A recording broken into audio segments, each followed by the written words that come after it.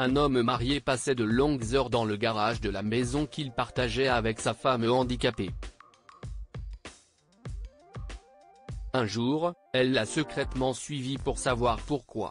David et Betty avaient tous deux une quarantaine d'années lorsqu'ils se sont rencontrés. Tous deux avaient déjà des enfants adultes, mais cela ne les a pas empêchés de tomber profondément amoureux l'un de l'autre. En fait, ils ont eu le coup de foudre. Leur première rencontre a eu lieu lors d'une randonnée en forêt. Ils ont couru côte à côte pendant de longues périodes, laissant derrière eux les randonneurs moins en forme, de sorte que lorsqu'ils s'arrêtaient pour reprendre leur souffle, ils étaient seuls dans la forêt. Betty était ravie que David puisse la suivre, et il était stupéfait de son endurance. Ils sont tous deux devenus amis ce jour-là et ont commencé à s'inviter à des randonnées. C'est devenu leur passe-temps favori, et ils se sont fait de nombreux beaux souvenirs ensemble.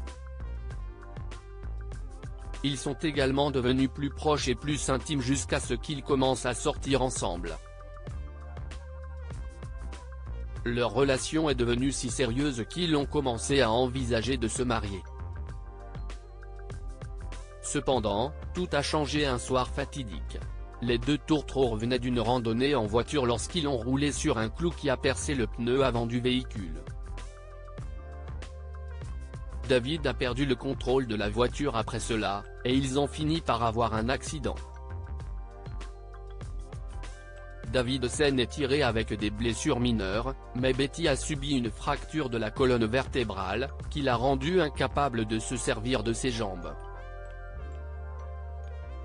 Elle était donc condamnée à passer le reste de sa vie dans un fauteuil roulant. C'est très difficile pour Betty, car elle était une personne très active. Ses jambes ne fonctionnant plus, elle ne pourrait plus jamais faire la plupart des choses qu'elle aimait. En particulier, la randonnée avec son mari, qui avait encore ses deux jambes en état de marche.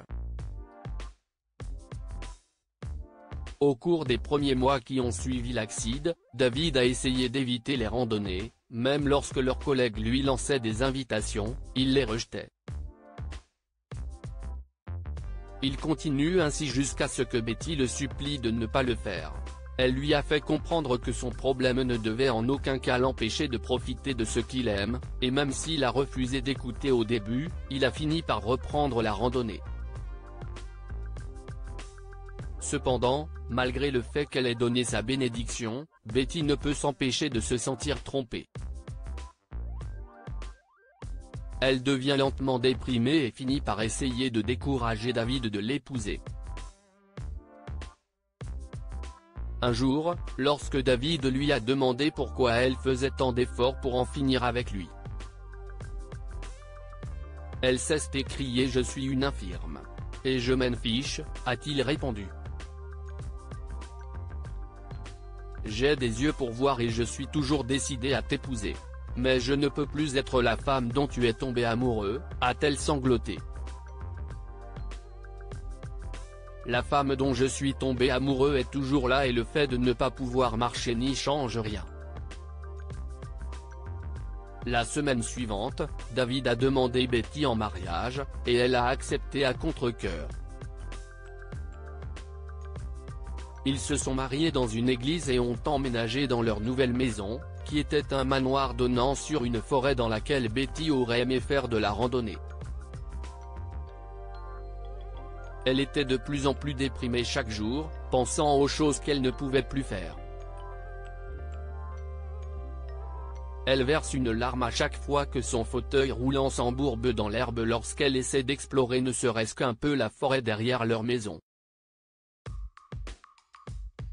David l'a vu pleurer un jour après un tel événement et a décidé de faire quelque chose. Betty a vite remarqué qu'il allait dans le garage toute la journée. Lire aussi, il se marie après avoir appris qu'il ne lui restait que quelques semaines à vivre et elle a eu des soupçons quand elle a essayé en vain d'entrer dans le garage pour voir ce qu'il faisait. Il avait caché les clés pour s'assurer qu'elle ne pourrait pas trouver son chemin dans la pièce. Cela n'a fait que renforcer sa curiosité, alors un jour elle l'a regardé partir pour aller aux toilettes. Il a abaissé la porte du garage en partant, mais Betty a pu passer avant qu'elle ne se ferme, grâce à son fauteuil roulant. Le garage était méconnaissable, avec des pièces détachées et une odeur d'huile partout. Mais un coup d'œil révèle à quoi David consacre tout son temps, un nouveau fauteuil roulant. David est entré dans le garage avant qu'elle ne puisse en savoir plus sur ce fauteuil roulant inhabituel. Qu'est ce que tu fais ici, chérie ?